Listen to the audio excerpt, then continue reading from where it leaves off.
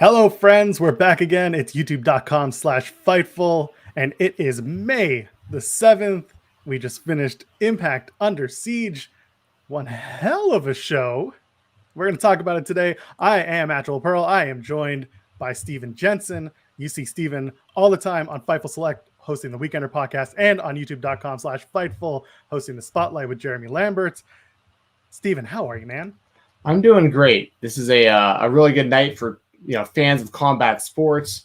I was just watching Impact Under Siege, of course, which we're about to talk about. On another screen, I was keeping an eye on KOBK, Blood on My Jeans. Shout out to Mo's friend of Fightful, friend of the show, and that's a great show over on IWTV. That's still ongoing right now. Also, UFC 274 also on right now as we speak. So I'm trying to keep an eye on that a little bit while we're doing the podcast because there's some big fights coming up, and I may or may not have some interest in those for other reasons as well. I'm very interested in what's going on in the UFC. And then later tonight, Canelo fights, boxes. So I mean, like, there's a lot going on in the world of combat sports. So it's a really good night. How about you, man? How you doing? I'm doing all right. After this, I am going to relieve my wife and take my child and probably stay up with him way too late and hope that he sleeps while I maybe watch some of this stuff. That's what I'm doing. But for tonight, we got Impact Under Siege. If you're looking for other content that's going up all the time at youtube.com/Fightful, we have Sean Ross Sapp, who interviewed Purrazzo, Steph DeLander, as she's known now, coming off of her exit from NXT. Moose, talking about Moose tonight. He was on the show. Sean Ross Sapp did an interview with Moose that dropped a few days ago. You can check that out on the channel. And there's much more coming this week. We'll talk about it. And of course, we've always got Fightful Select. You want your breaking news, you want all the good stuff, all your podcasts every single day. Something drops on Fightful Select, sometimes 2, 3, 4 times a day. Sean Ross Sapp and the crew have got you covered.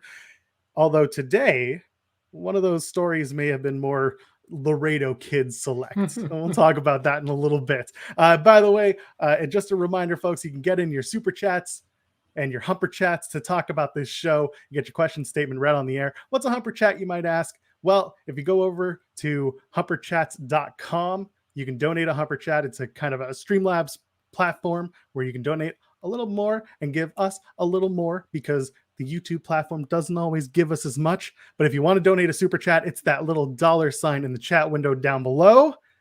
You can donate a question, donate any money. We'll get your question statement right on the air. I'm done talking. Now we have to get through this.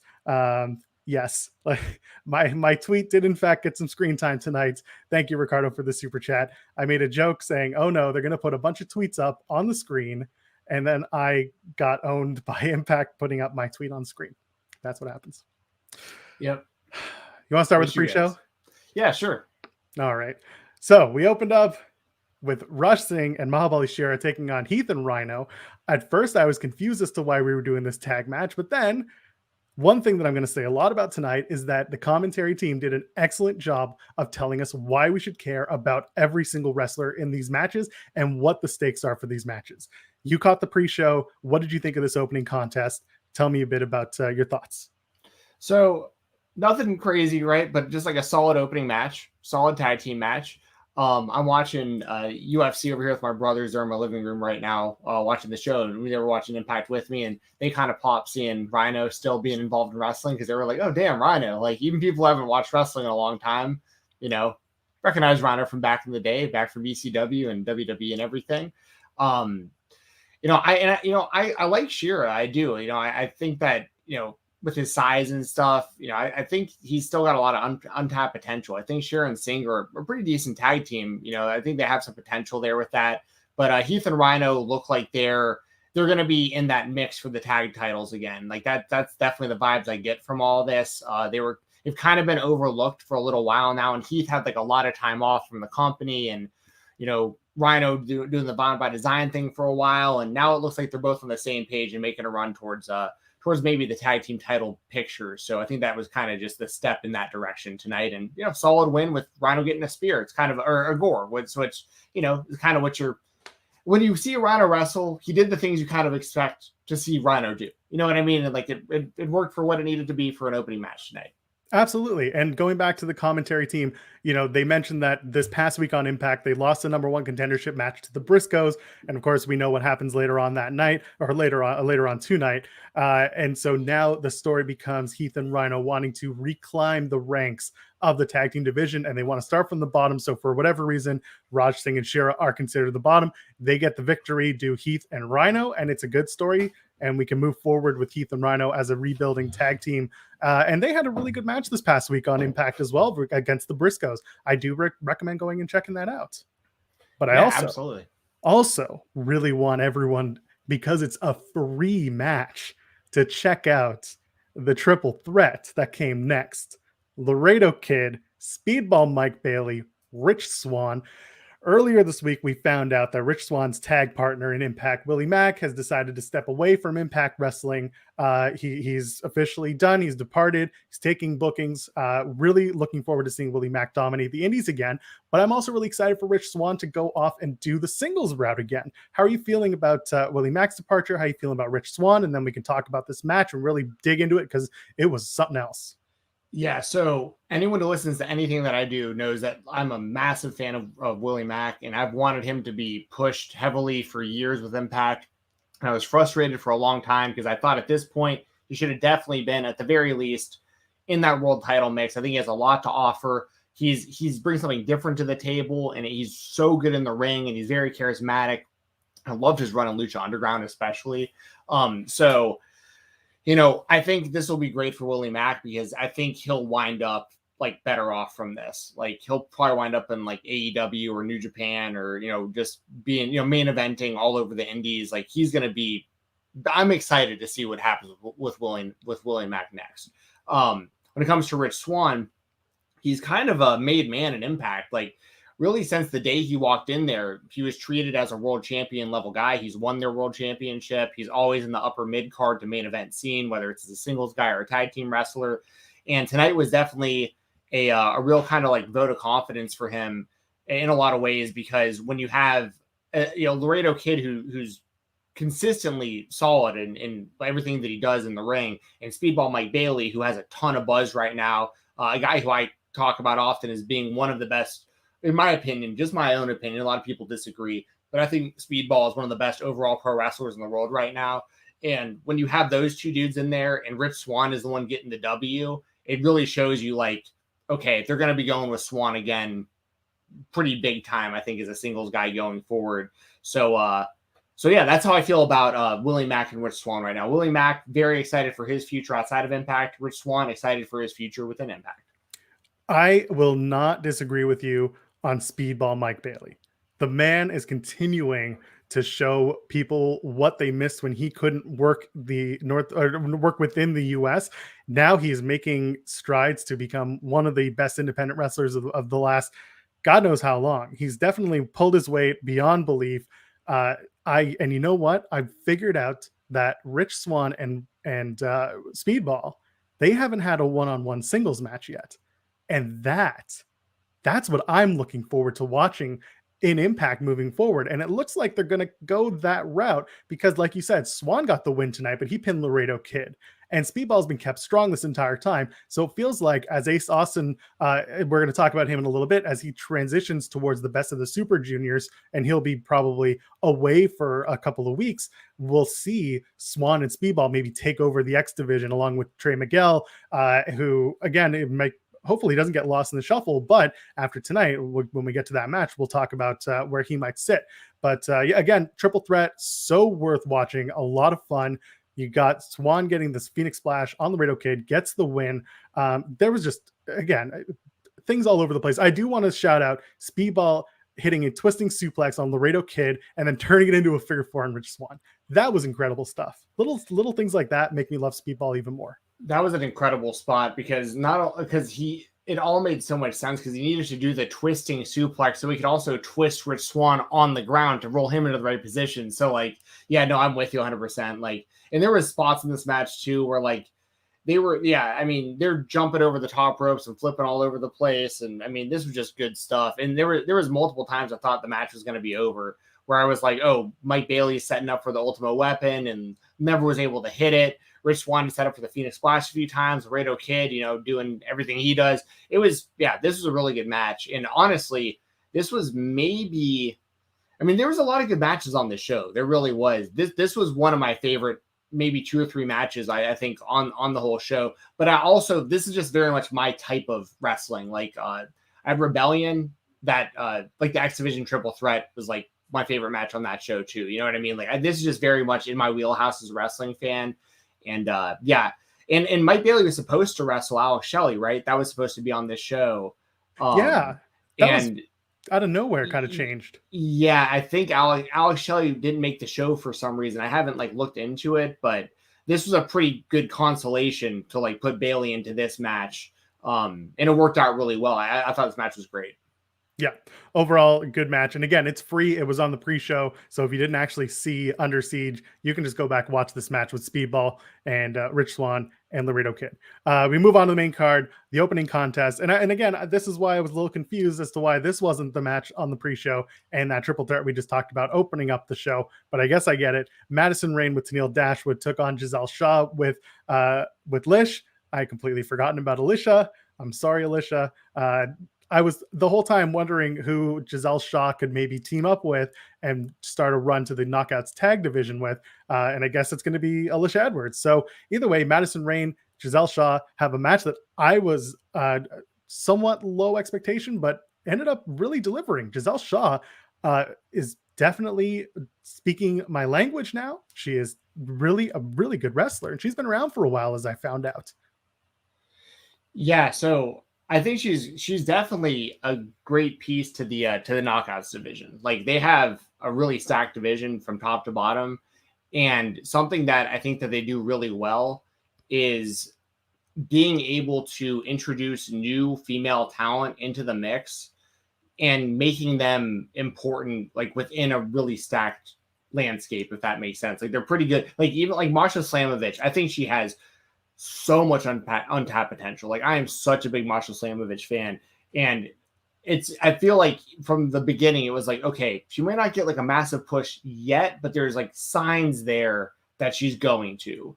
And once you hit that kind of upper echelon of Jordan Grace and Deonna Purrazzo, and there's just countless. Now Taya Valkyrie, and there's so many others, Tasha Steelz, Mickey James. Once you hit that level of these female wrestlers, there's a lot of really cool things you can do, a lot of good wrestling you're going to get. And I think that Shaw is a kind of a long-term project for Impact. She's not super well known to the mainstream wrestling audience, so she's going to be looked at very much so an Impact homegrown to most fans. So that's a good thing. They're creating new stars on their roster, and this was a good step in the right direction for her coming off that win tonight.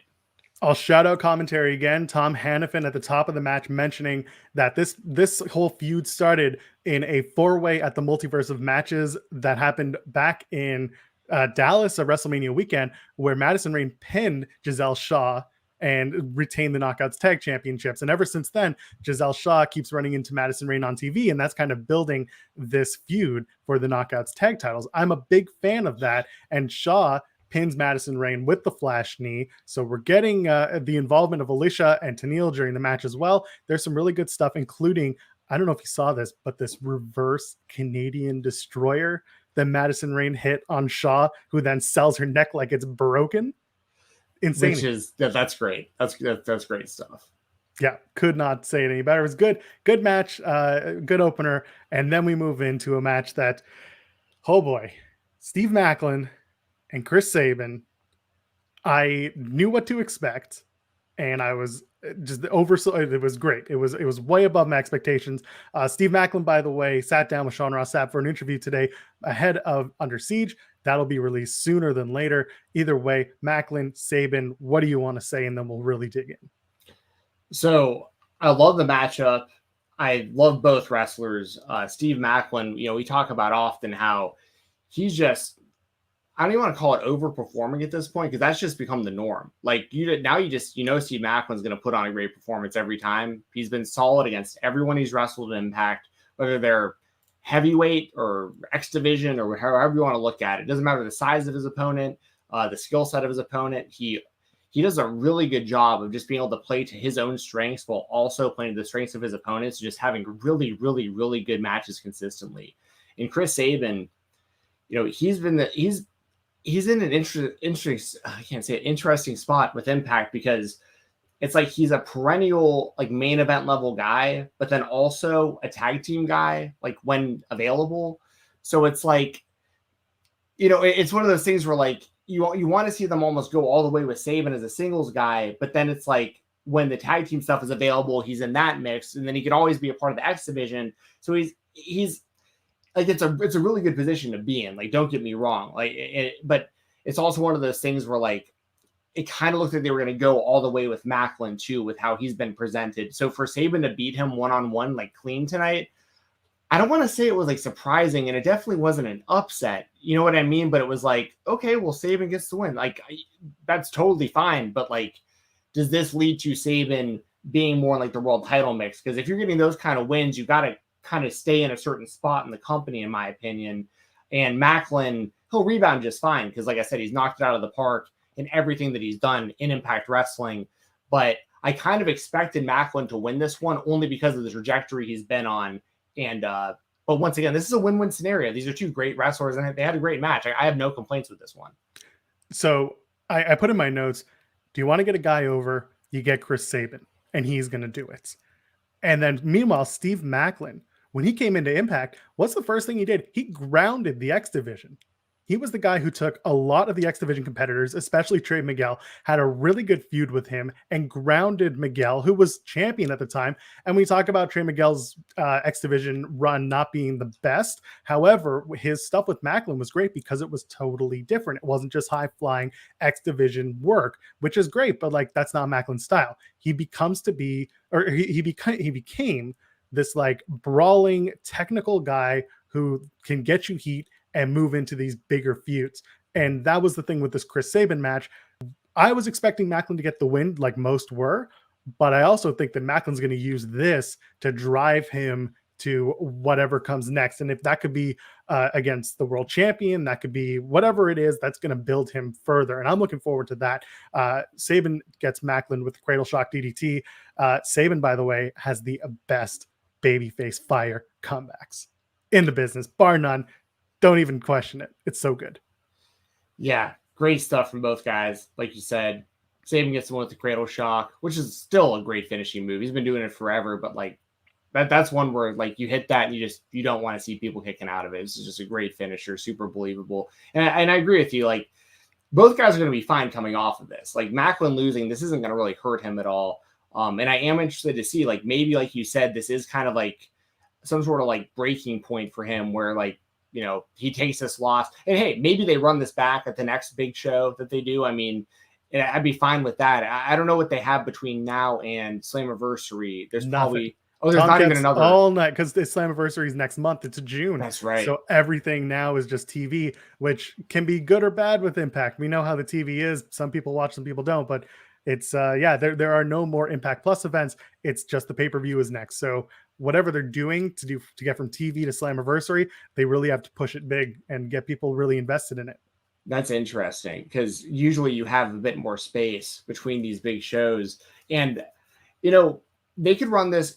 I'm generally not a fan of like, just running the same matches over and over and over again. But when it's these kind of wrestlers and they can put on such great matches with one another, I mean, I'd be fine with them running this back on like an Impact, like leading into Slammiversary, or having them wrestle again at Slammiversary, or maybe some sort of stipulation match, or I don't know. But these guys have good chemistry, and this is really good stuff. And I want to see Steve Macklin continue to rise up the card. But I'm fine with Chris Sabin being towards the top of the card still, So this worked out great all the way around, in my opinion. And once again, Sabin with the win with the Cradle Shock. There's really no like, you know what I mean? No one's going to look at Steve Macklin and be like, oh, this guy sucks now. Like, you know what I mean? It's like, oh, you lost to like an Impact legend, one-on-one, big deal. Like, dust yourself off, move on, Yeah, highly competitive match too, where Macklin had control throughout most of it, and he just got caught at the end. That was really all it came down to. So again, a really good match. Folks, if you're here, go ahead, leave a thumbs up, and don't forget, donate your super chats and your humper chats. Get your question statement right on the air. I know y'all have lots to say about this show, and we want to give you all that you want to hear about and talk about. So let's move on to the AAA Reina de Reinas championship match. Deonna Purrazzo, Taya Valkyrie. I, for one, am ready for this to be done with. I'm ready for Deonna and Taya's little mini feud to be done, and I'll tell you why a little bit later when we get to the Knockouts championship match. But for what this was, I loved watching Deonna and Taya go round 2. To me, it wasn't as good as their first match, but it was still a strong one. My number one thing with Deonna Purrazzo, and this is not even a Deonna criticism, this is actually her theme music. I love her theme. I hate the sound quality of her theme music. It sounds like it was mixed in mono and someone had to redo it in stereo. And I will say now, Macklin, I know you did the theme. You hype it up all the time, so this isn't exactly me. I'm not calling you out. I would love for you to remix Deonna Purrazzo's theme in a higher quality. That's all I want, because it sounds great. That's my number one issue with Deonna Purrazzo. She wore Which the is gear. fair. I was gonna say that's fair coming from someone who's, in the music space. Like those are the kind of things that like you're gonna catch. And yeah, I mean, I honestly hadn't really paid too much attention to that, but now it's going to bother me because I'll be listening for it. And then also like juxtaposed to Taya Valkyrie's new theme, and it was Josiah Williams who did that theme. So like there is a big difference in the sound quality and just the soundscape of it. And again, they're both really good themes. They're both very different, but they just need to be remixed. Or not both. Sorry, Deonna's needs to be remixed. Taya's is fine. It sounds great. So that's just my one nitpick.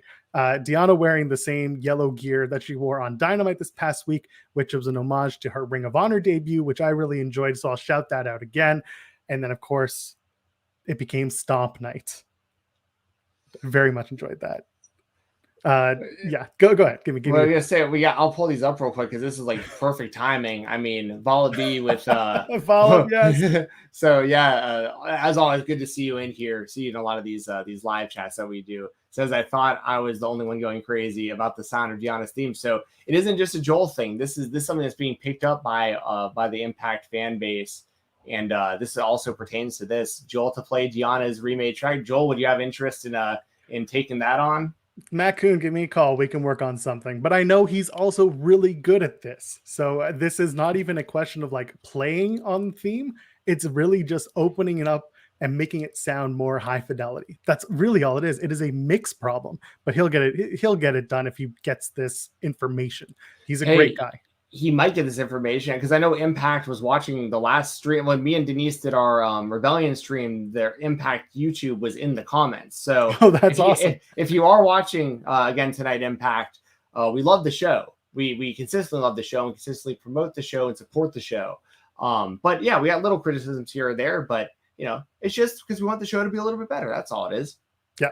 And again, I see like in the chat, classical fits your nickname. It's a great theme. It just needs, we're harping on it too long, but it just needs to sound better. That's all it is. It's an oral thing, AURAL. So let's talk about the match. Give me your thoughts. I talked about Stomp Central. Go ahead. So I'll tell you, obviously it's going to always be good when it's these two, right? I mean, two of the best in the world of what they do, but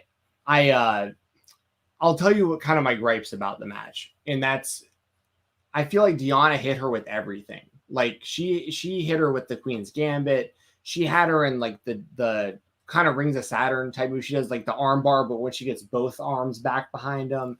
And like Taya, and granted, like I didn't expect Taya to lose going into this. I expected her to retain the AAA Reina de Reinas here.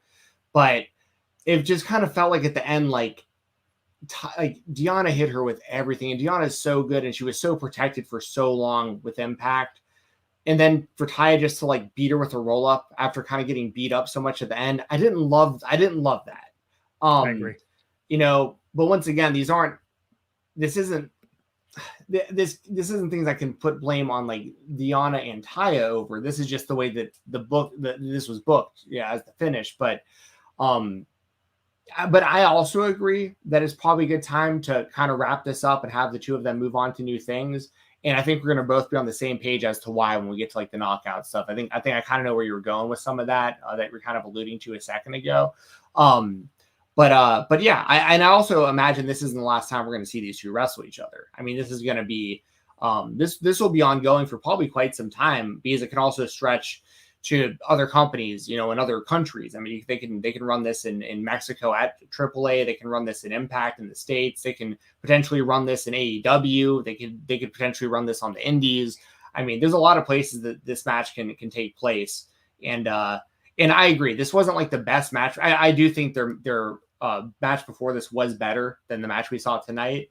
But I mean, still two of the best in the world of what they do. So I'm glad we saw it. And I just wasn't huge on the finish, because once again I just feel like Deonna hit her with everything she had, and then Taya with just like a roll up at the end. I wish it would have been a little bit more than that. Yeah, the roll up was kind of anticlimactic. The one thing that was cool was, so Deonna hitting the Queen's Gambit was it was a little rough looking, and then it was a 2 count, and commentary putting over the fact that no one's ever kicked out of the Queen's Gambit. So there was a big sell for that, and I was a big fan of that. They kept doing the armbar spot into the Venus de Milo, the two arms wrenched back. I thought that was good storytelling, and just so many stomps. And then the match finishes, and then Deonna clocks Taya with the AAA title and locks in the Venus de Milo, and then the lights go out, and then we turn them up, and Mia Yim is back with Impact Wrestling. First of all, the entrance was fire. Having them, the kiddies on stage with the helmets and everything and all the black, it was great. And Mia Yim looked great. Shout out to Laredo Kids Select, who spoiled that earlier on his social media. And of course, on Fightful Select, we have a little bit more information. We guess we can spill it now. She signed a deal as Mia Yim with Impact. It's not a one-off. She was very selective of her appearances post WWE. Go and subscribe to Fightful Select. We'll keep dropping them scoops all day, all night. Whenever you need them, they're there. And then let's just get these super chats right now. First of all, Wrestling Revolution X, welcome home, Mia Yim. Absolutely. And Myron Kidd pointing out Impact may have the best women's division in the business. And I think that there's absolutely a lot of truth to that. And that's been for a long time, Steven Jensen. I agree. And that's another thing I talk about quite a bit. And, when you look at WWE, when you look at all their brands, they have the best collection, I think, of women's talent over the course of, or the whole span of, NXT UK, NXT Raw, SmackDown. Like when you put all of them together, it's like, yeah, they're loaded with talent. But shout out to Wrestling Covers on Twitter, who's always tweeting about Impact Wrestling. He's not one of those fair weather Impact fans that just pops up every now and then. He's live tweeting everything Impact does. And he tweeted earlier, I'm going to read this out. He said current Impact Knockouts division, and he just listed the names: Taya, Madison Rayne, Tenille, Mia Yim, Savannah Evans, Alicia, Chelsea, Deonna, Rosemary, Havok, Shaw, Jordan Grace, Lady Frost, Masha Slamovich, Mickey James, Taya, and Su Yung. I mean, that's a solid division. And they're going to continually add more women into that. Like, because that's another thing. It isn't just that they're able to add more women in and like know what to do with them. They also lose top women sometimes. And it's like, that's how you continue to thrive, is like when you lose. I don't want to like sit here and just like name names of wrestlers that they lose, but like when you lose certain big time wrestlers, boom, here's some more that we've built. Let's keep it going. And, we could talk about how in the men's division, they do that as well. I just think they're just less, they're a little more, what's the word I'm looking for? They're not as fast to push a lot of the men's talent into the title picture as I feel like they do with the women, if that makes any sense. Like, yeah, it does. Like, it feels like a lot of like the men in those positions, it just takes them a lot longer to get to those points. But if you're a woman on that show and you've got buzz and you're having great matches, like you have a real chance to like rise up that card quickly. So yeah, I mean, Impact's got a hell of a knockouts division, and they always have. I mean, you could go back to like the early 2000s. The real women's revolution started with Awesome Kong versus Gail Kim, as far as I'm concerned. You know what I mean? So that was a long time ago now. So yeah, shout out to Impact's knockouts division, and and we got more. And shout out to Mia Yim. I mean, talk about a underwhelming run, in WWE, and she was great in Impact before she went to WWE, and now she's returned to Impact. She's got a really good spot there, and that's probably the best place for her right now. And that also leaves it open to her doing stuff outside of Impact, whether it be on the Indies or maybe some other companies. So she's going to be just fine now. So yeah, really good stuff. Mia Yim and Deonna Purrazzo looks like it's where we're going to start. I'm a little conflicted because I don't necessarily want to see Purrazzo keep getting losses. Yeah. And I also want to see Mia Yim built strongly on her way in. So I'm excited to see what they do with it, but I'm a little apprehensive because this is going to be the first, most likely the first feud, unless they do some sort of tag thing with Taya and Yim against Deonna and who knows who. So I guess we'll have to find out and see. Yeah, and trust me, I'm right with you there when it comes to Deonna. Like, I don't want to see her losing as often as what we've been seeing, and I have to imagine that Mia Yim will probably beat Deonna. I'm assuming that'll be at Slammiversary because Mia's going to come in with a lot of hype, and she's very good. I mean, she's going to deserve her spot towards the top there right off the bat, but we also want to keep Deonna in a certain spot as well, because she, as I said earlier, has been so well protected over the last couple of years in Impact that you don't want to kind of wash a lot of that away. She's been losing more often than she's been winning lately, and that's been kind of a weird thing to see as someone who's, or as both of us, following her since her Impact debut.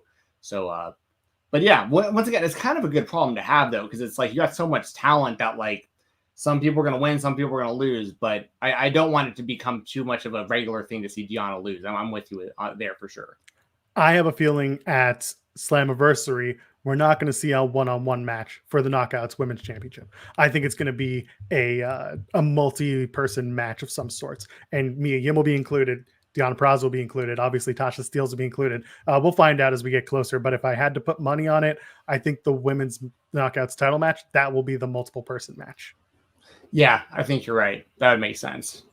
As we move on, Wrestling Revolution X, thank you for the super chat, saying it's time for the Impact Knockouts to have their own 1 hour show. I wouldn't be against it. I mean, if you made BTI a 1 hour Knockouts show, I wouldn't be against that either. Do something, maybe make it a Twitch exclusive. Come on, Impact, go back to Twitch so that we can show your events on our Twitch channel. Bring it back. There's enough talent. There's enough talent there that you could do it. It really is. And this is one of, I don't want to say like one of the few companies I could, but it kind of is one of the few companies I could. Like that list that I just read out, you could do that with for sure. I mean, WWE could as well, if they really wanted to. Other companies could do it.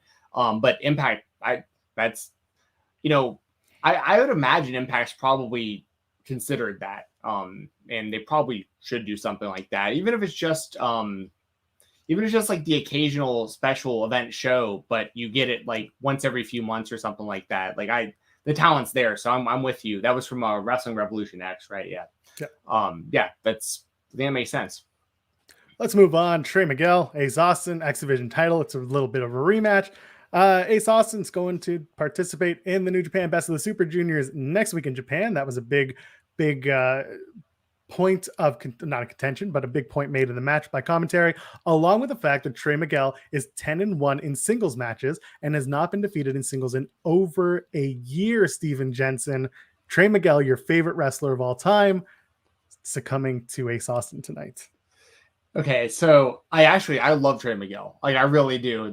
What Joel is jabbing at me about is that I'm not a huge fan of the Meteor as a finisher. Now, it's been explained to me finally why he uses the move, and I'll say it right here on the show. He was handed it to him by Shima, which is like, okay, I wish they would explain that more, like on Impact commentary and stuff.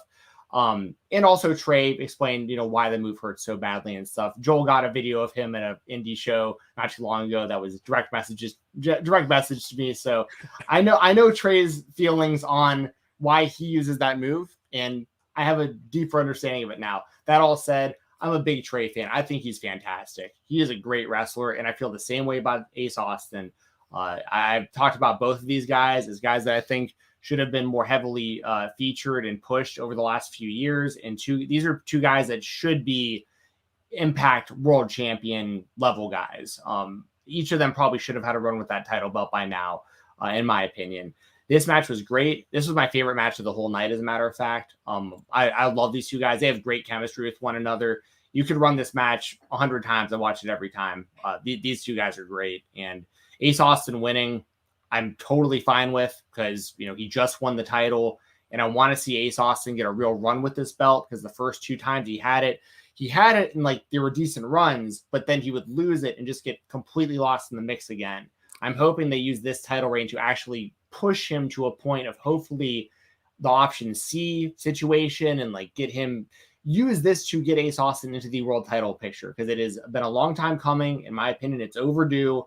And I feel the same way about Trey. So what we need to do now is let Ace Austin do his thing and go on to have like a great title run. Just keep racking up big wins against top opponents. Just keep having great matches, great stories, and have Trey do the same, just with somebody else, and have him win a big feud and get him kind of back up towards that level. So I thought this match ruled.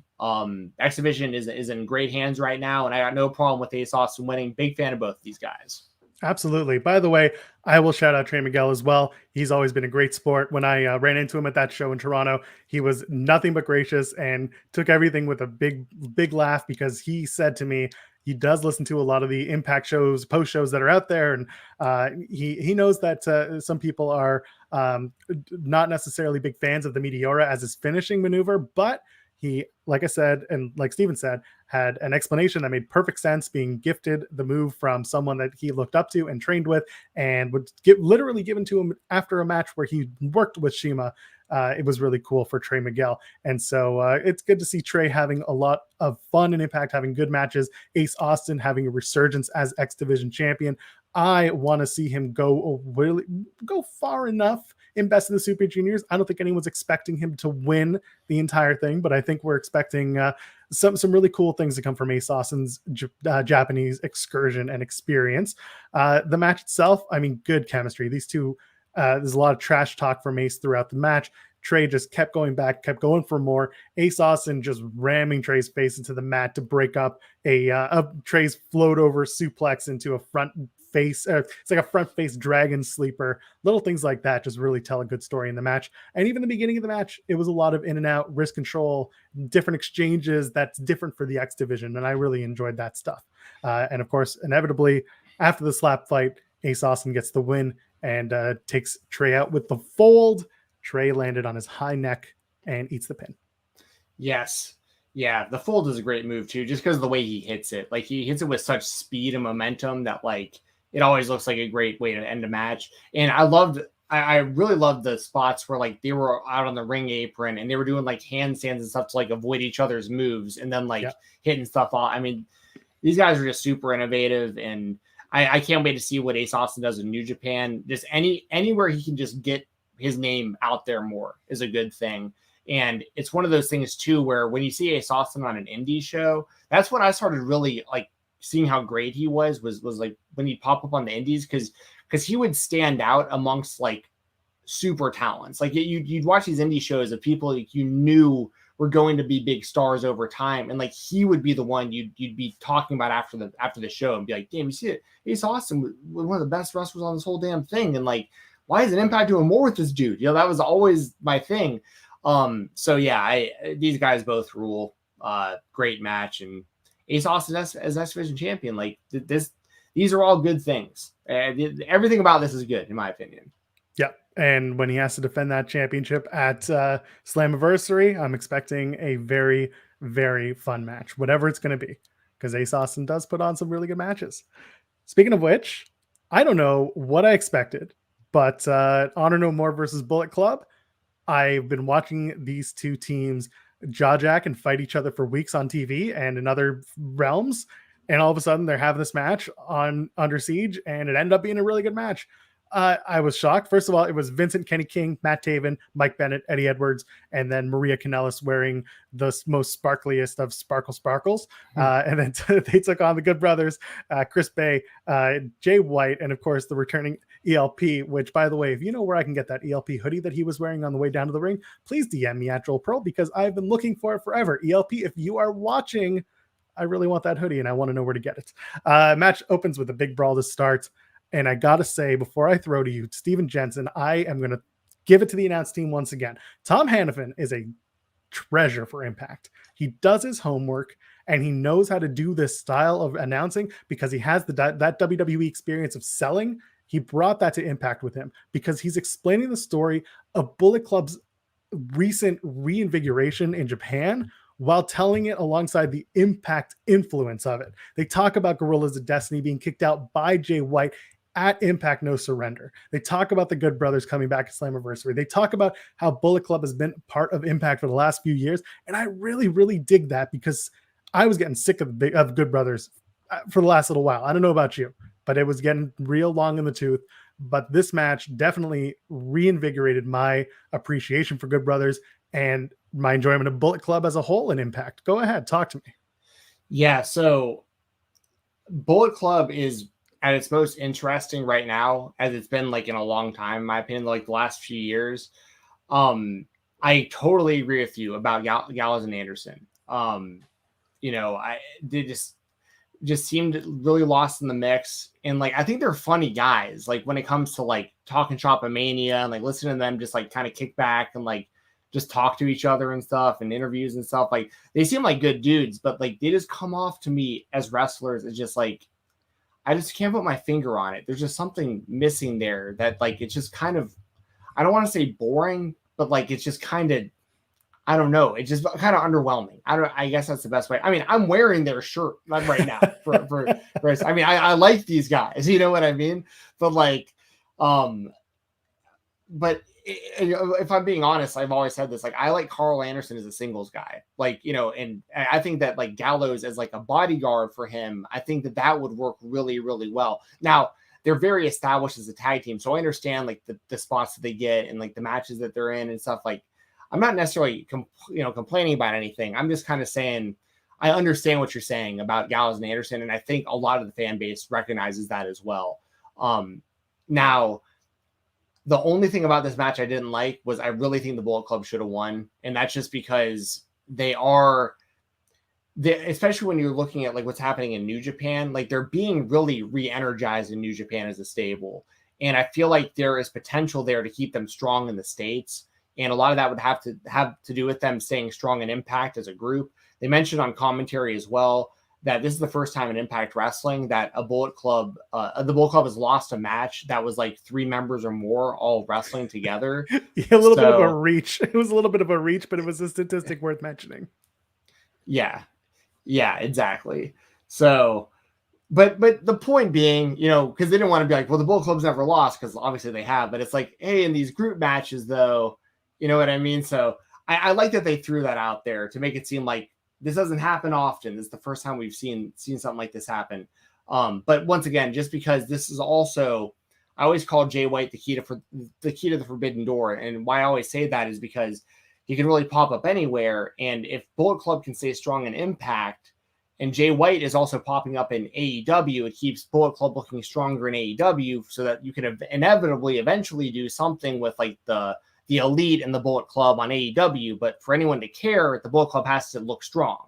And so that all said, though, Honor No More is a very solid stable as well. And this is the best, most interesting stuff I've seen Eddie Edwards do in years, being a part of that group. And I like every performer in this match. So like, I don't have any real issue with it outside of, I think Bullet Club probably should have won, but we're also talking about Impact Wrestling within Impact Wrestling. So they may have plans within their company that are more kind of skewed towards, we need Honor No More to look strong because of what we have planned for them next in our own company. And that's understandable too, because at the end of the day, Impact needs to look out for themselves, and they can't book all their things thinking like, well, this may affect their overness in like New Japan or AEW. Like they gotta do what's best for them. And right now, maybe Honor No More being in that kind of maybe a better spot and winning this match is what's best for Impact in the short term. So that's kind of how I feel about it, I guess. Let's also not forget Good Brothers. If the reports are to be true, their deals are about to be up with Impact Wrestling. ELP is not an Impact Wrestling assigned talent. Jay White is also not Impact Wrestling signed talent. Chris Bay is the only member of Bullet Club who has some sort of deal with Impact Wrestling as far as we know. So he's the one who really came from Impact into Bullet Club through this whole thing. And then on the Honor No More side, they're more ingrained with Impact as a whole than anyone else in Bullet Club. So I think what you're saying is right.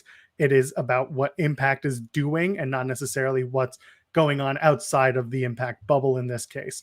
I do want to point out a couple of things before I know, friends, I know we're going to talk about Backrankamania. We're going to get there. Don't worry. Calm down. I know. But first of all, Chris Bay, going back to him, he needs to be in Japan. I want to see him in Japan for the Bullet Club stuff. I want to see that as soon as possible. I do want to give it up to the crowd.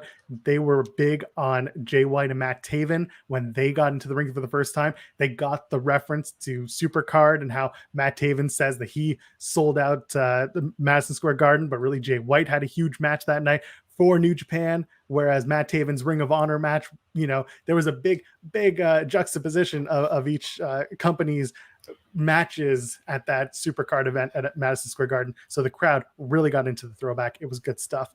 All right, let's talk about backbreaking. Just really quickly before that, I just want to throw this out there. I think it's kind of random, but I saw some chemistry there with ELP and Chris Bay. Like them as a tag team, I think could be interesting. Yes. So let's do that. Let's do that for the junior tag championships. I like it. I think I'm a big fan of that because the current Impact tag champions are probably not going to be a good match for Chris Bay and ELP, but I would like to see that in New Japan with Chris Bay and ELP. I like it. Let's do it.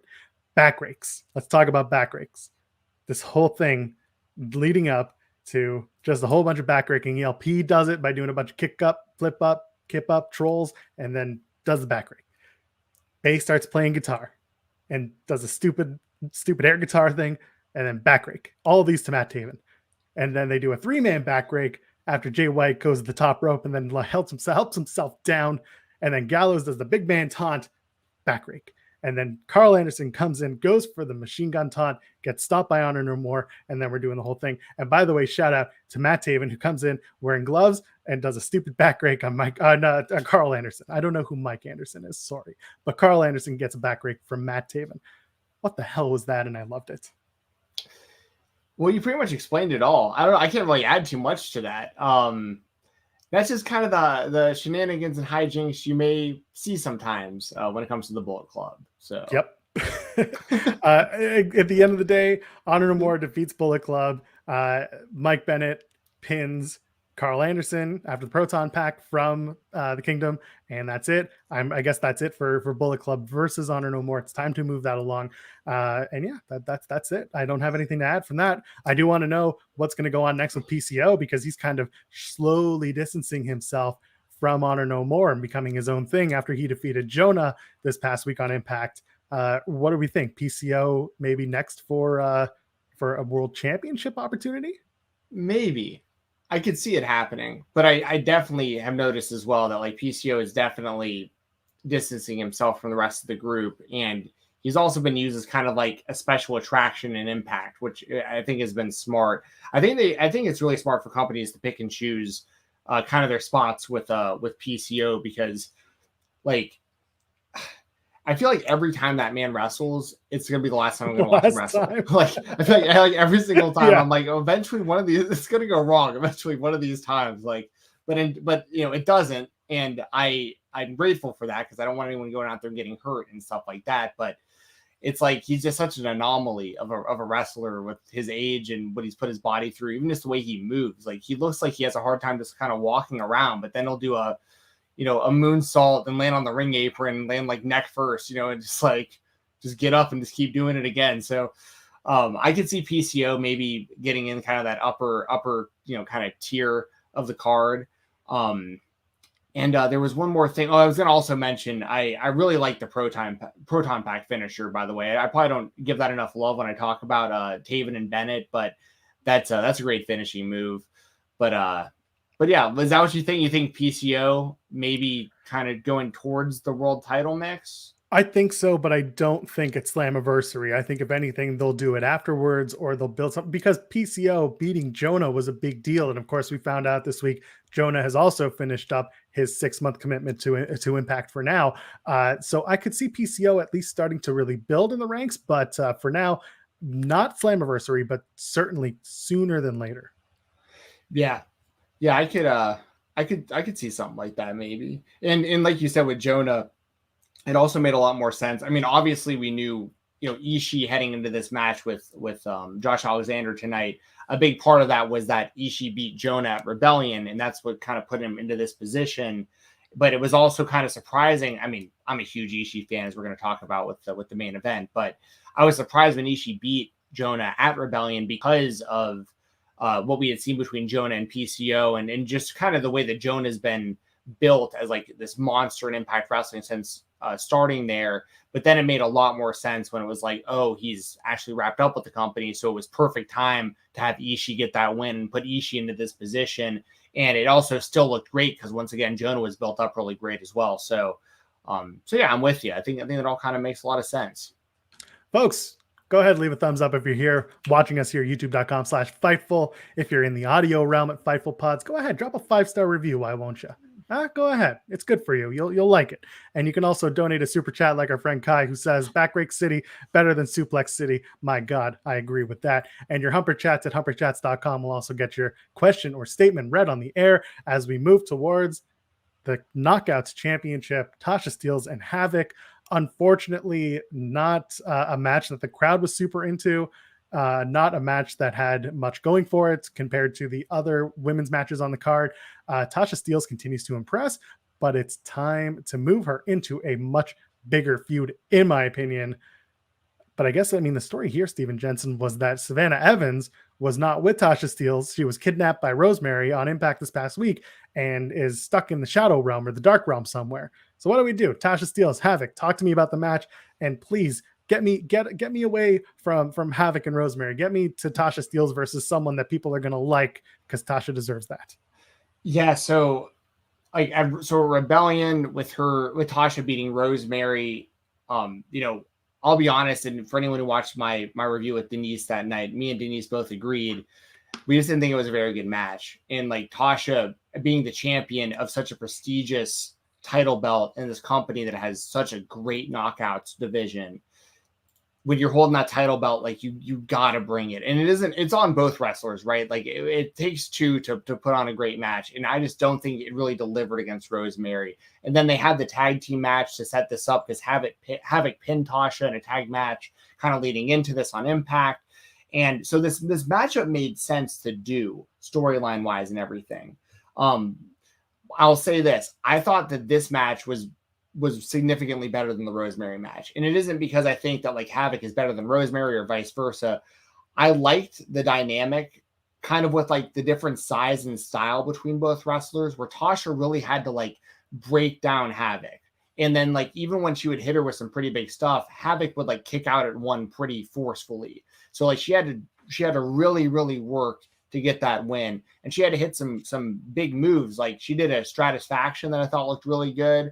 And the finish looked really good too. The way she planted her at the end of the match. And it's like, so I thought this match was better than the Rebellion match, but and once again, this kind of plays to what you were talking about earlier in the show that I think you were kind of getting at is it's going to be hard to really shine as the top of the division when you're also on a card with women like Taya and Deonna, and that's going to get the majority of the spotlight on the show when it comes to these women's matches. Is that kind of where you're going with that earlier?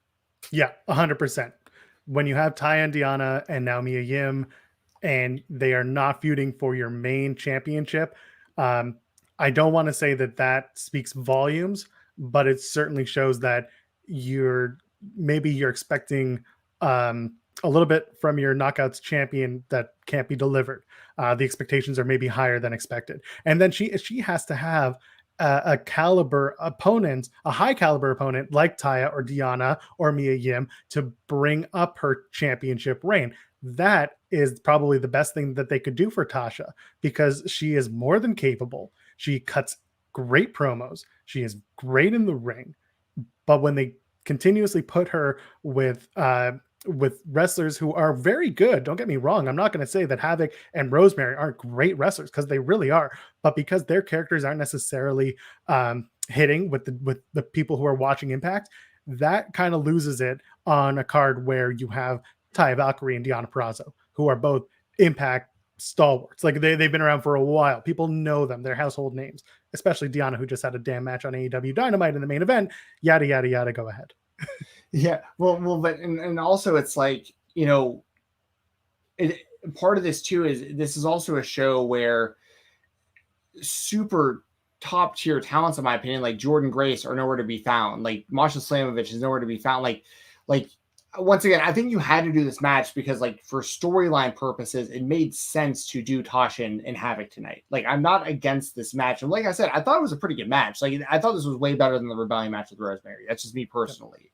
But, like, now, like you said, let's move on to something that might just hit better and maybe have them highlighted as, like, the top women's match of the next show. Like, when we go into Slammiversary, I want to see Tasha Steelz versus Jordan Grace. I want to see them really push someone like Masha Slamovich and give me just a real solid Tasha Steelz Masha Slamovich match and make it look like the Knockouts title is the most important women's title in that company. Because for the last handful of shows, other women's titles have overshadowed the Knockouts title within Impact Wrestling. And that's, I think, we're both kind of on the same page with this. And I think a lot of the fan base agrees with us when it comes to this as well. And this is also nothing against Tasha. She should be the Knockouts champion right now. Like, she's the right person to have that title, and she's very talented. And she still hasn't even hit her prime yet, in my opinion. She's still probably a few years away from actually being in her prime.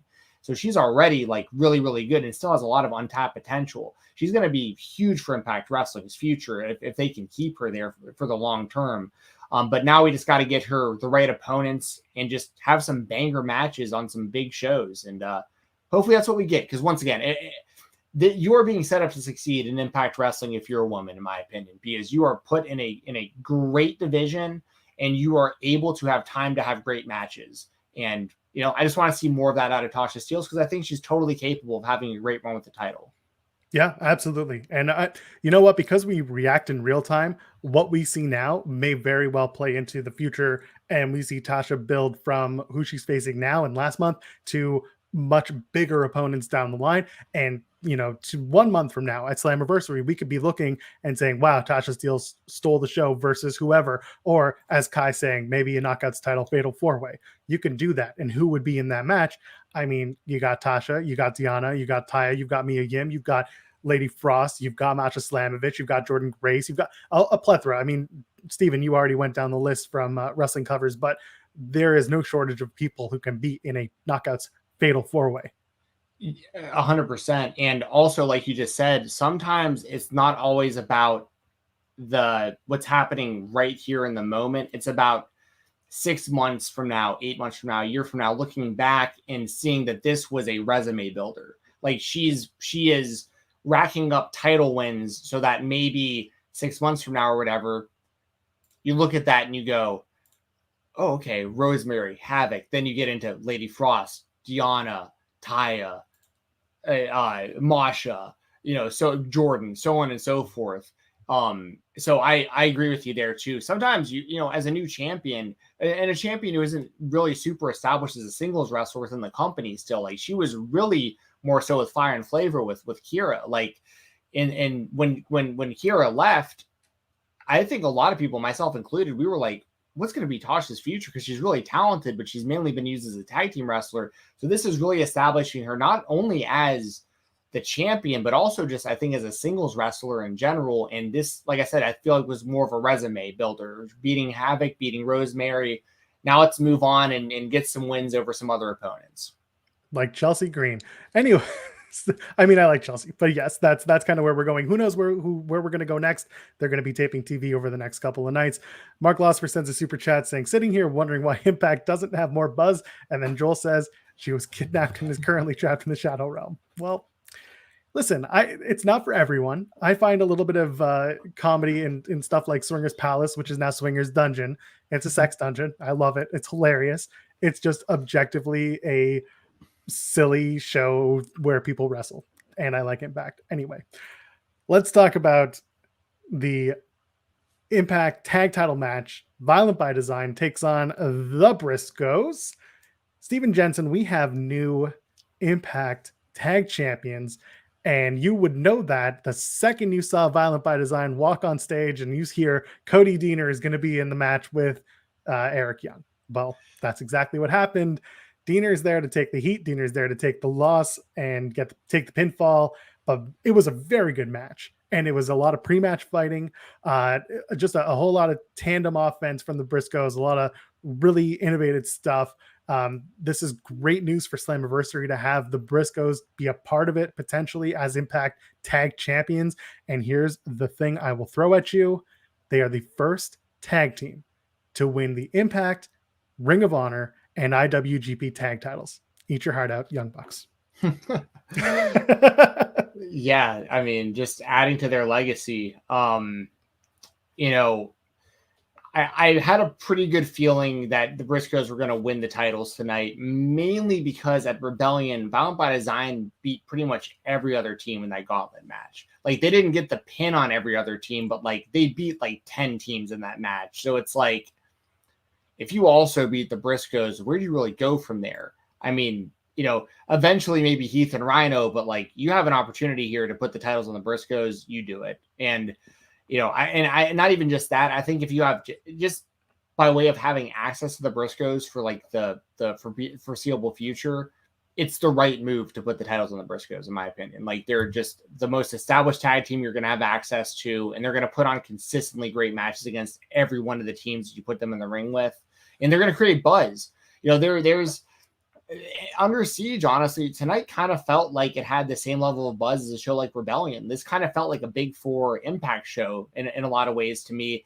And I think that if anybody, you know, might not have watched the show, but they're a big wrestling fan, they probably saw a lot going on Twitter tonight, especially something like the Briscoes winning the tag titles. And they go, I feel like I really missed out here. I got to watch the replay, or like, you know, or, hey, I want to see the Briscoes win the Impact titles. I'm going to tune in for Under Siege. Like, I think that it's very smart to put the titles on the Briscoes if you're Impact Wrestling.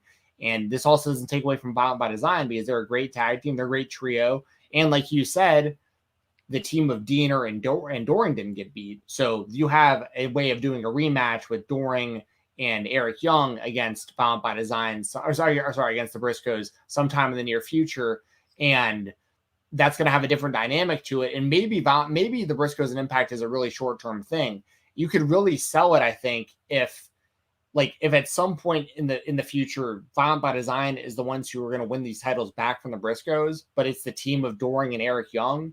I think all of this could make a lot of sense. So yeah, I think I like this, and I thought I want to see more matches between these teams too, because I felt like this was a little short also, but there's a lot of meat on the bone still there for rematches. So three things. First of all, if it did feel a little rushed, they also rushed right out of the Knockouts title match. They kind of just went right to the package. They didn't really spend much time on it, letting it breathe. They went right to the tag team package and then into the match. That's number one. Number two, I fully agree with you.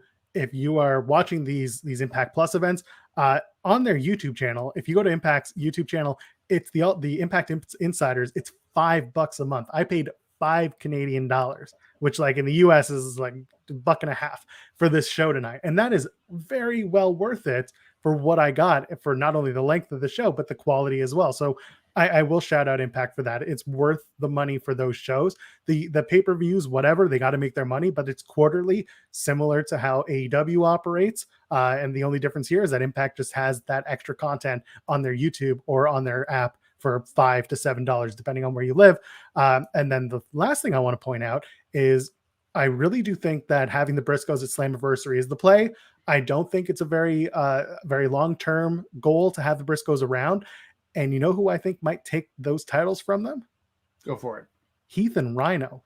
Not at Slammiversary, but I think because Heath and Rhino had their first match against the Briscoes, the Briscoes had their first match against Heath and Rhino, and it was a very good one, and they matched up well, and it ended up with the Briscoes taking the tag titles. I think Heath and Rhino are eventually going to build their way up to a match against the Briscoes and redeem themselves and win those tag titles. That's where I see it going in the next few months. Again, not at Slammiversary, but somewhere past that, maybe into the fall. Hey, I think that's probably a pretty good call. I'm going to stick with Eric Young and Doring getting the titles back for VBD eventually, but I think that's a good prediction. We're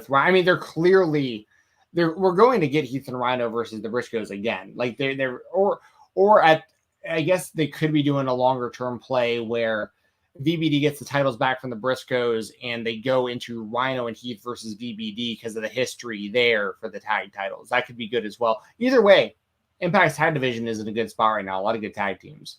Yeah, absolutely. By the way, in the chat, I see you guys talking about Impact needing to promote the Insiders package and needing people to hear about it. I see someone else saying they thought it was a pay-per-view. They definitely would have watched if they knew everything that we just talked about. It's tough. I think Impact really needs to spend more time promoting the content and the pricing that they have because it's different seemingly for a lot of different shows. Kai then saying Heath and Rhino, what in the WWE booking, Joel? Hey, when Heath went down with injury, there was a big story that they were telling with Heath when he got injured in that Call Your Shot gauntlet. They were supposed to win the tag titles and everything. And then Heath got injured and the Rhino story kind of turned into Violent by Design, which was great, by the way. Long story short, I just think it's not a WWE booking. It's just that's a tag team rising through the ranks and getting their shot. But we'll see. We'll see. Folks, we're getting to the home stretch. We're down to a segment and a final main event match. Get your super chats in. Toss your thumbs up. Let's go ahead. Moose comes out, has a little promo, threatens to hijack the show, says Josh Alexander's match is not going to happen. And then, as Fightful Select reported, Sami Callihan is back Steven Jensen, and he has his bat with him. How do we feel? Sami Callihan's back in Impact Wrestling. The Death Machine returns, takes out Moose. What do you think? I'm going to reserve total judgment until I see Callihan and Moose wrestle each other. Because I think that the match will probably be pretty good, and I'm assuming that's going to be a Slammiversary. The thing with Sami is that it's like, I think a lot of the fan base really likes him. Like a lot of like the Impact loyal fans, like they really like him. So like, I understand why he is perennially in that main event scene. I get it. But I'm trying to put this in the best way I can put it. I don't want him somewhat clogging the opportunities potentially of some of these other people that we've already talked about tonight. Like, I don't want a Steve Macklin or a Trey Miguel or an Ace Austin or someone like that not to get big spots in main events because we have to keep going back to Sami Callihan. Now, that being said, this could be interesting. I mean, we've seen Callihan with like hacker gimmicks in the past and stuff, and this is all playing into what we all expected it to be. Sami Callihan. We started seeing these cryptic messages and stuff like that. The feud, the match makes sense because Moose, took out Sami Callihan months back, and he's been on the shelf ever since. So this all makes sense, and I'm just hoping the match is good. I'm assuming Callahan's going to win, and that's going to put him back in that world title mix because he'll beat the former champion in Moose. But that doesn't necessarily mean it's going to, a bad thing. I just need to see what they do with it, and I'll be keeping my eyes on, like, as this is happening towards the top of the card, what's going on with the guys that I want to see rise in the cards. Like, are they doing it or are they not? And if they're not, I'm going to get a little frustrated again, because then you're kind of in the same exact spot you keep putting yourself in if you're Impact Wrestling with guys like Sami Callihan and Eddie Edwards historically, and these kind of guys where, like, we've seen it. We like these guys. They're great wrestlers. We all understand that. They mean a lot to Impact Wrestling, but I want to see some new faces in that mix too. And I think they've done a great job with Josh Alexander becoming the champion. He is a new person to their world title picture, and that's a good thing. And we need more guys like that. But it's also okay to have some established guys like Sami Callihan in that mix too. But it's just one of those things where I just don't want too much of like the been there, done that. Like we've seen a lot of this before. But if it's good, it's good. If him and Moose deliver, I'll be happy with that. You know what I mean? I enjoyed the Cactus Driver 97 on Moose to lay him out. I enjoyed commentary putting over that Moose broke Sammy's leg, and that's why we're doing this. Again, good storytelling, or not revision, but bringing back the story for those who don't know or just needed that refresher. And by the way, where is Sami Callihan built from, Steven Jensen? Ohio. And where were they tonight? Ohio, like Newport, Kentucky / They basically said that they were in Ohio without saying they were actually in Kentucky along the way. But either way, this was very much Sammy's home area, right? Within a 4-hour drive. So I'm a big fan of them having Sami come home. or Sami make his return in his home state or home area. I think it really tells a good story, gets people at home invested in Sami because the fans were invested in Sami. So it's good. But like you said, we'll see where other people on the Impact roster fall with Sami coming back.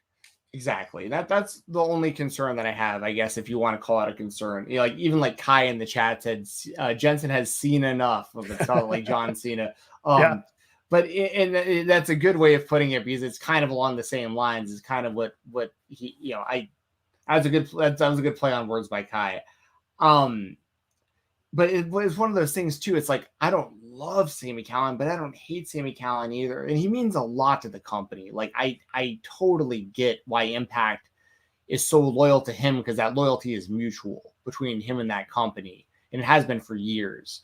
But like I said, my main concern mainly comes from, I want to see other people also get into these spots. So after Callihan and Moose do their thing, Callihan's going to still be in a good spot, and that's totally fine. But I also hope that there's room at the top there for some of these other people who haven't had that chance just yet that really deserve it.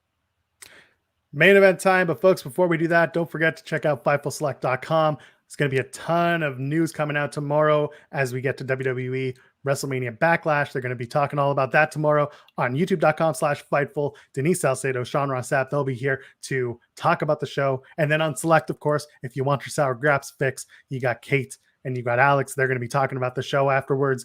And by the way, go to youtube.com/FightfulOverbooked, where you see both of us doing different shows all the time. And that's that. Let's talk about the Impact World Championship. Let's talk about Josh Alexander and Tomohiro Ishii. I don't know if you saw this. I'm sure you did. But Josh Alexander, on his way to the show, got into a car accident that I don't know if it totaled his car, but the damage was pretty bad. No injuries. They're saying he's okay. He also wrestled the match, so clearly he must be all right. But first of all, good to see Josh is okay. Sucks to see someone's car get wrecked.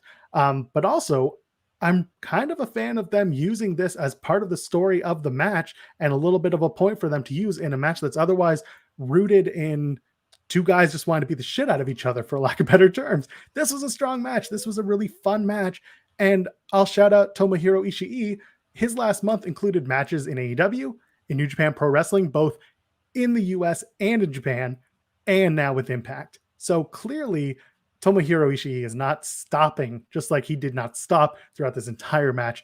Talk to me about it, because you love the strong, crazy shit that came from here.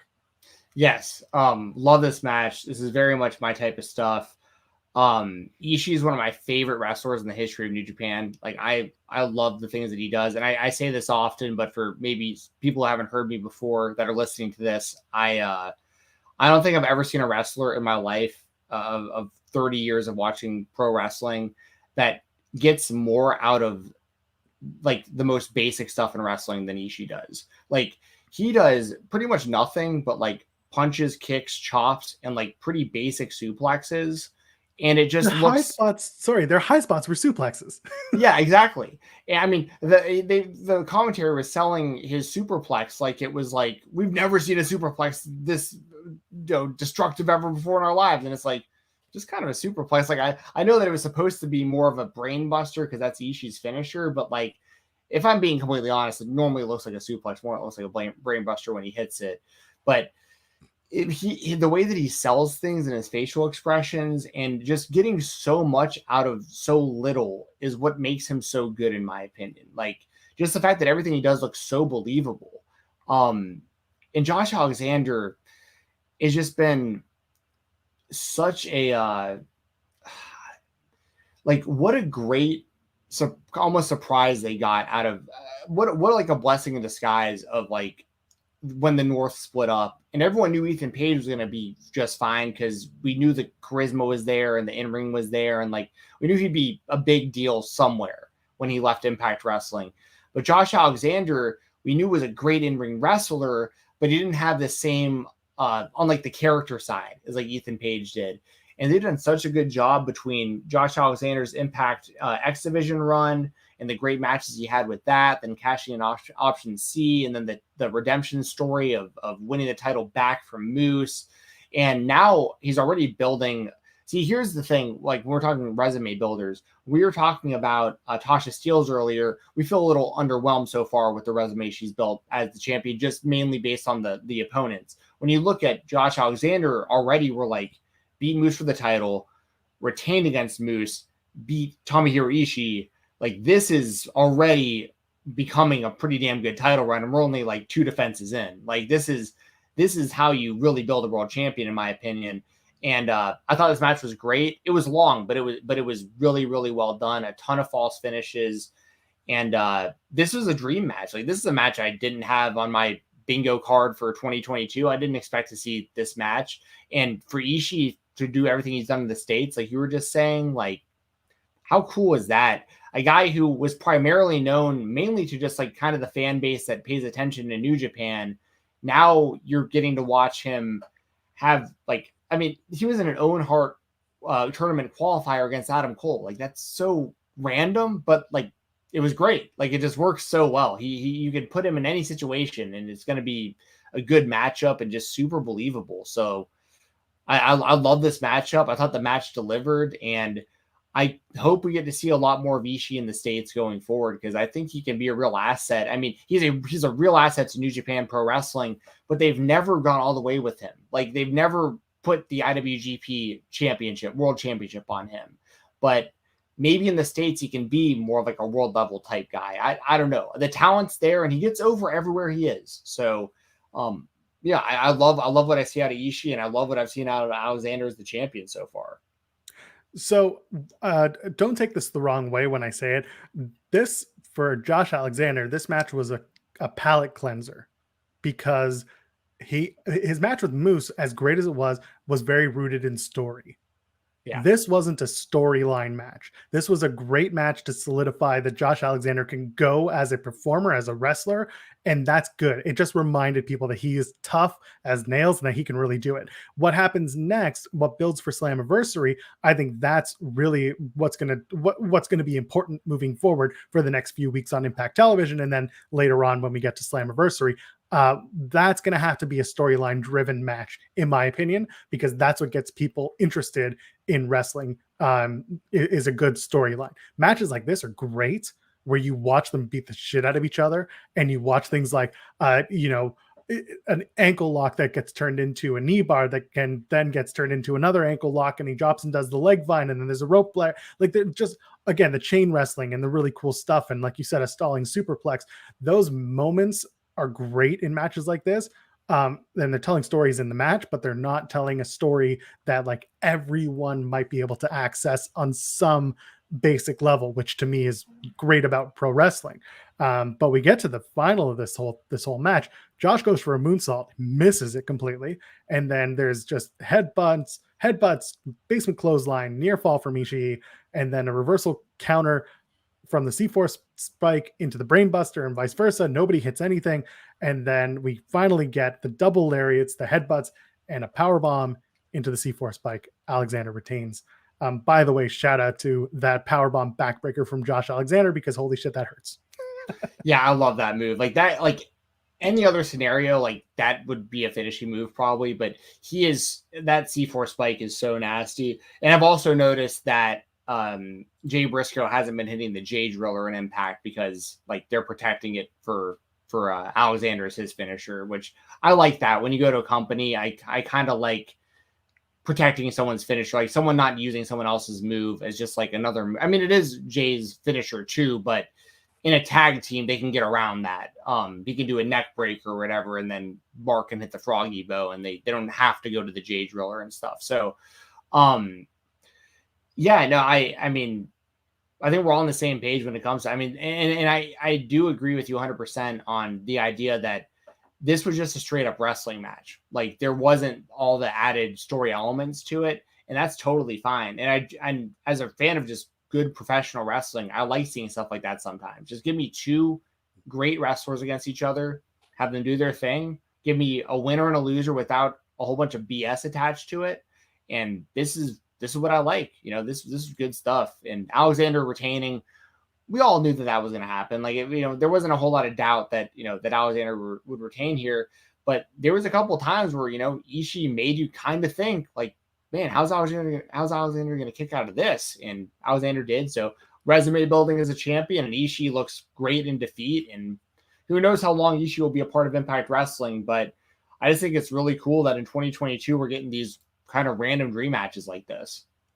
It's crazy. And I'm looking forward to more of this stuff hitting up an Impact.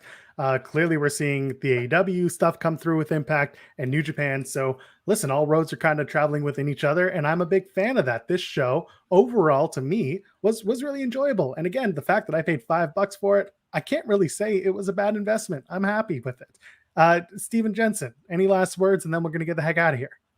No, I'll just plug kind of the stuff I got going on because it is almost Sunday. So tomorrow, FightfulSelect.com, as Joel's been mentioning all show. That's the most direct way to support us over at Fightful. Tomorrow, sometime in the morning, I'm not sure exactly what time. It depends on when I'm able to record it.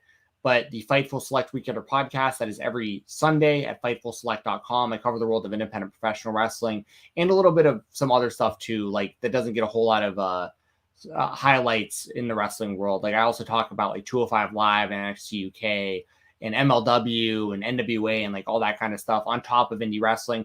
My recommended show to watch is going to be KOBK Blood on My Jeans. I'm going to catch the part of the show that I missed tonight. I watched most of it, but what I've missed, I'm going to catch up on before I record tomorrow.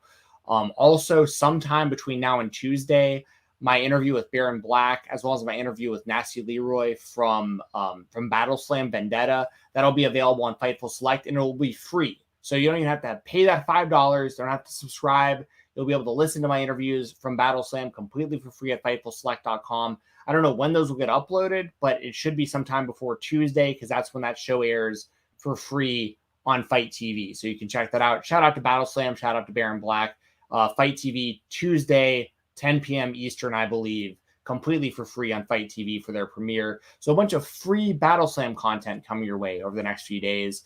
And also, I will shout out Mother's Day tomorrow. Happy Mother's Day to all the moms out there. It is actually the 20-year anniversary of my mother passing away this month. So, so everyone out there, just, spend time with your families. I'll be spending time with my stepmom tomorrow as well as the rest of my family, my dad, my brother and stuff. And, my stepsister who's a mother as well. So yeah, just wanted to throw that out there too before we got out of here. Happy Mother's Day to everyone out there. And if even if you're a dad out there and like you kind of pull double duty out there and and for anyone out there who has a mother-like role in somebody's life, I hope you have a good day tomorrow. 100%, couldn't say it any other way. Happy Mother's Day to those who are in it and those who are celebrating. I'm wishing my mother and my wife a happy Mother's Day, and hoping everybody has a wonderful weekend. WrestleMania Backlash is tomorrow night. If you're going to watch it, enjoy it. Check out not the replay, it's the post show. Check out the post show with Sean Ross Sapp and Denise Salcedo. It'll be on Sunday night after the event. I am at Joel Pearl, JoelPearl. You can check me out most of the time, youtube.com/FightfulOverbooked. That is where a lot of our stuff is. Twitch.tv/FightfulGaming. That's where Steven Jensen and I sometimes play video games, or Jeremy Lambert and I sometimes yell at each other over the internet because that's what we do best. And for that, I guess we're done. Ladies, gentlemen, friends beyond the binary, we'll see you in the next one. Have yourselves a good night. Cheers.